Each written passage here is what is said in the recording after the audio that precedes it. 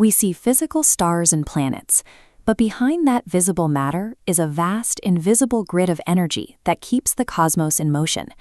This universal energy doesn't exist in isolation. It maintains a highly active, continuous connection with the human mind. The direction of a person's life, their trajectory towards success or failure, is the direct result of the unseen transaction between these two forces. To see how this connection works, we have to look at the functional split of the mind. Your conscious mind handles the day-to-day decisions you're aware of, like what to eat or where to walk. But that awareness is only the surface layer. 90% of your mental processing happens beneath that plane, entirely outside your conscious view. This is the subconscious, a vault for your oldest memories, deepest fears, and core beliefs held since childhood. Because the brain is an electrochemical organ, these stored memories aren't just stagnant files, they are active patterns of electrical energy. This constant internal activity effectively turns the subconscious into a high-powered transmitter, a biological antenna that projects those patterns outward. This means your deepest beliefs are never truly dormant. They are active frequencies, constantly broadcasting your internal state into the universal grid. The mechanics of this broadcast follow a consistent physical rule: like attracts like. As the subconscious antenna emits signals, they encode as distinct wavelengths within the universe's energy field. When your internal frequency matches the external world, synchronization occurs.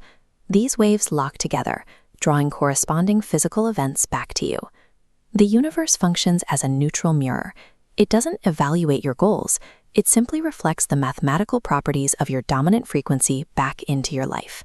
This creates a self-sustaining loop.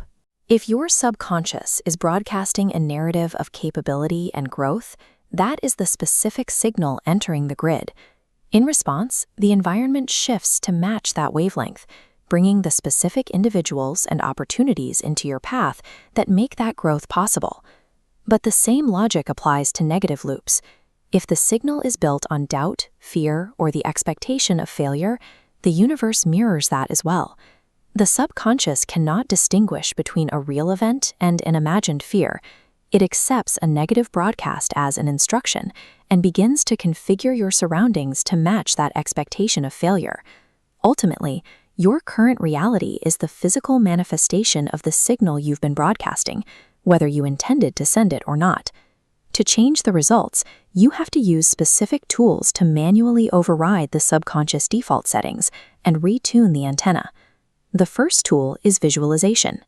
By mentally experiencing a goal as if it has already happened, you trigger the same electrochemical patterns in the brain that a real event would, forcing the subconscious to adopt a new frequency. The second tool is the use of affirmations.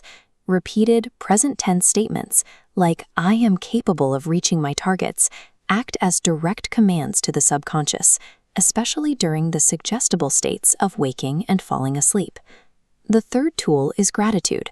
Actively acknowledging current resources acts as a frequency amplifier, reinforcing the signal of having rather than lacking, which accelerates the attraction of more resources. These methods serve as the manual controls for the mind's transmission. They allow you to define your own coordinates within the universal grid by design rather than by habit. When we study the scale of the cosmos, we find that the mind possesses a reach that extends far beyond our physical bodies.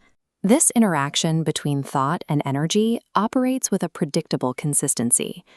Once the subconscious is aligned with a specific goal, the external world begins to organize itself to match that internal reality. The process starts the moment you take conscious control of the signals you allow your subconscious to broadcast. To change the life you see in front of you, you simply have to change the frequency you are sending to the stars.